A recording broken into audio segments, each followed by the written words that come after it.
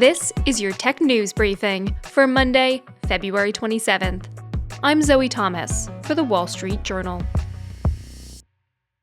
I'm going to tell you the story of Rayhan Ayaz. It was the early hours of Thanksgiving weekend last year. I was outside a bar in New York City, and my phone was stolen out from my hands while it was unlocked. And within a few minutes, I tried doing Find My iPhone, and I was already locked out of my Apple ID. Almost immediately, the thieves changed her Apple ID password. And the next day, she started to realize this was more than just a regular phone theft. At that point, I realized that there were thousands of dollars stolen from my bank account in the form of Apple Cash. So I contacted my bank and I went to the police station to file a police report. About $10,000 was stolen, and an Apple credit card was also opened in her name, according to Ayaz. She's one of many people to experience this kind of life-altering theft. Our personal tech columnists Joanna Stern and Nicole Nguyen have been investigating how these crimes work and what iPhone users can do to keep their information safe. Nicole is with us now to talk about this. Hi, Nicole. Thanks for being here. Hi, Zoe. Thanks for having me. So explain to us what's happening here. If a thief takes not only your phone, but finds your passcode, obviously they can get into your phone, but why is it so detrimental to the rest of your life? I think typically when phones were stolen, that was sort of the end of the story. The phone was stolen, and then it was wiped, and then it was resold, and the thief would gain cash by reselling the device. But in this case, the passcode on the iPhone gives access to the password stored in the password manager, and it also allows the thief to change the password of the Apple ID associated with the iPhone. So the Apple ID controls iCloud, App Store purchases, it's everything associated with your Apple devices. And by changing that password, you can force out other Apple devices you have in your Apple universe to log out of that Apple ID. And that way, people are completely helpless when a thief steals their phone and takes over their financial accounts because they can't remotely wipe the device. The passcode can also be used for Apple Pay, for credit cards that are stored on your phone.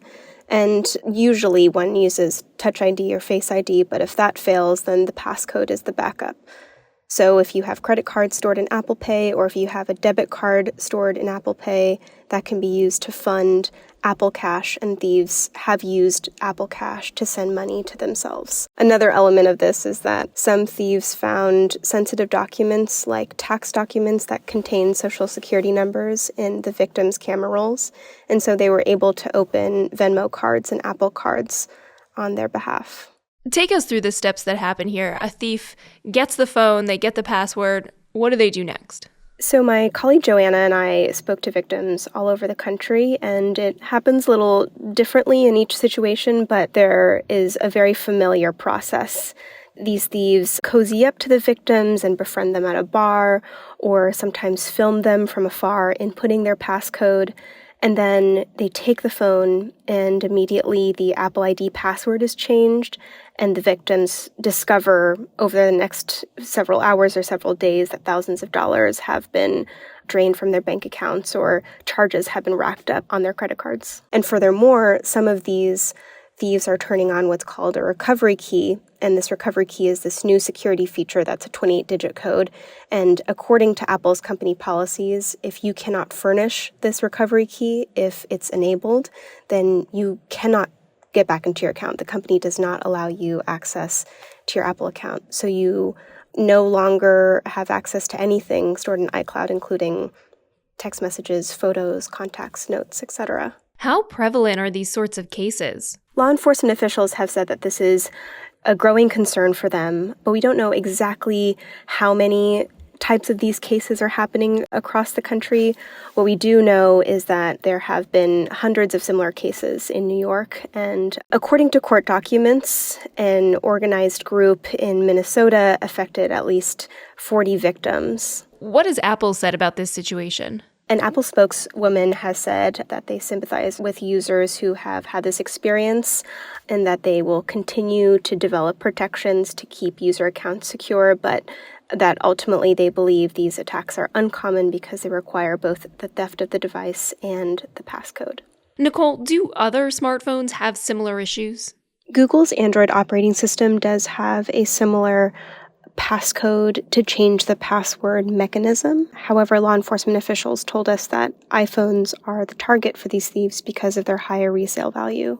We should also note that in response, a Google spokesman said that their sign-in and account recovery policies try to strike a balance between allowing legitimate users to retain access to their accounts and keeping bad actors out.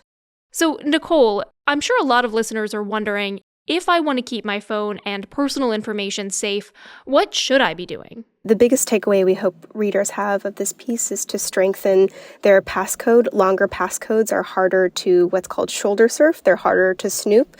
So if you don't have a 6-digit passcode that's complex, and 111111 does not count. So long and complex passcodes are the key.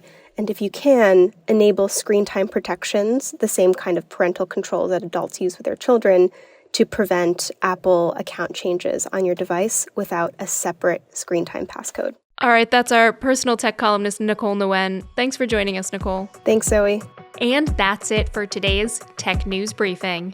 If you want more tech stories, check out our website, WSJ.com. I'm Zoe Thomas for the Wall Street Journal. Thanks for listening.